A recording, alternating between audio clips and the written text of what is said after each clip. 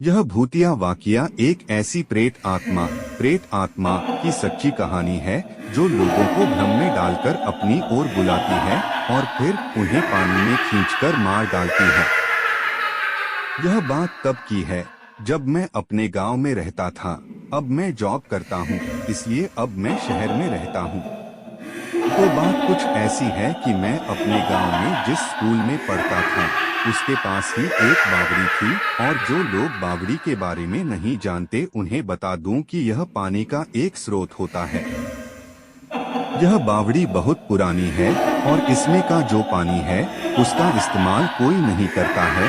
इस बावड़ी के आसपास कई सारी झाड़ियां आदि उग चुकी है।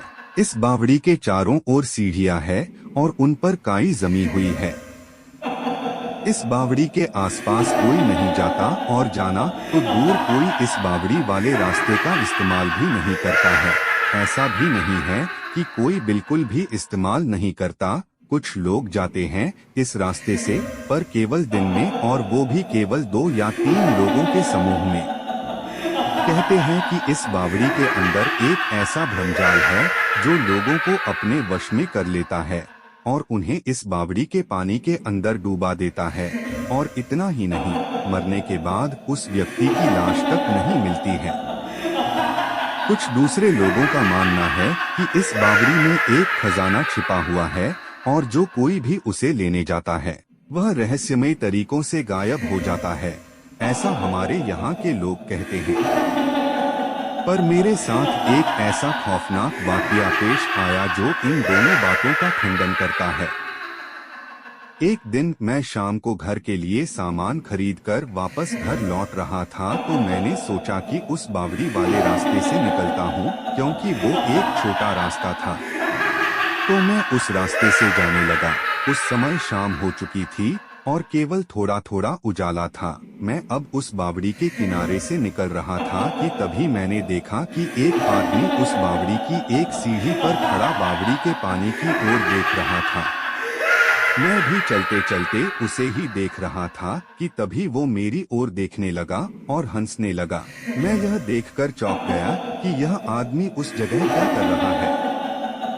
कुछ 2 कदम चलने के बाद मैंने देखा कि वो आदमी अपने घुटनों के बल बैठकर बावड़ी के पानी में किसी को देख रहा था।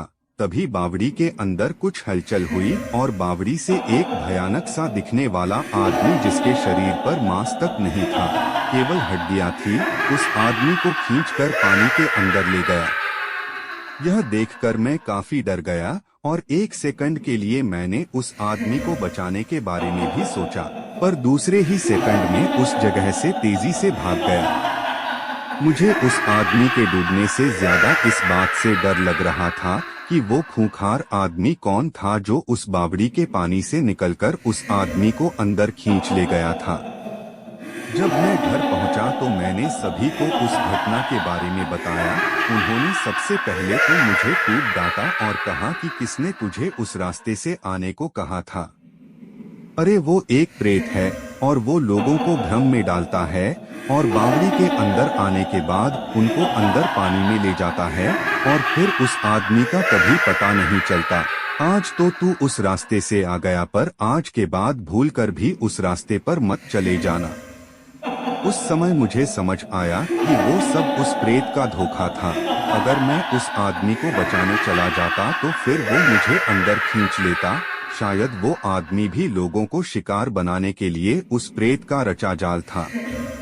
सच में मैं तो वहां से भाग गया था, पर अगर मेरी जगह कोई और होता और वो उस आदमी को बचाने जाता तो सच में वो आदमी तो मारा जाता।